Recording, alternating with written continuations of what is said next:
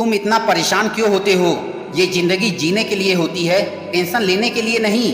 खाना खाए, पंखा चलाए और सो गए। कामयाबी कभी ऐसे नहीं मिलती। आप जिंदगी में खुद को ऐसा मत बनाओ जैसे कि आप बहुत कमजोर हो।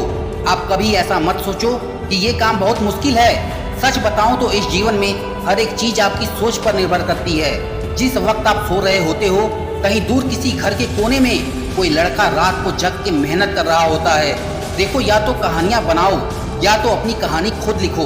ये सब कुछ आपके ऊपर डिपेंड करता है। अगर आपको ये लगता है कि इस जीवन में हर किसी को कामयाबी हाथ नहीं लगती, तो ये बात गलत है। देखो, जिंदगी है तो अपनी जिम्मेदारी लेना सीखो। यहाँ पे कोई भी एक दिन में कामयाब नहीं बनता कि अभी किताब खोले और 1 घंटे में सारा पढ़ लिए।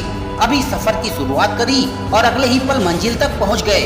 यहाँ पे कहीं तक पहुँचने के लिए थोड़ा वक्त लगता है।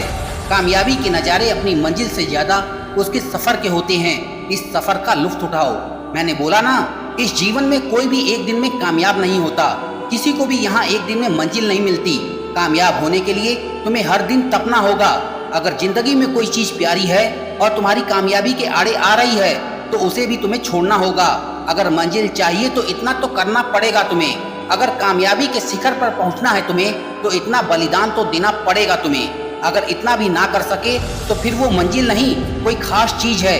देखो, जब जीवन में चले हो तो कुछ त्यागो, क्योंकि कुछ पाना है तो कुछ खोना तो पड़ेगा ही। ऐसे बैठ के खुद को मत कोसो, धीरे धीरे ही सही तुम आगे चलते रहो। मंजिल कभी भी दूर नहीं होती, हमेशा पास होती है।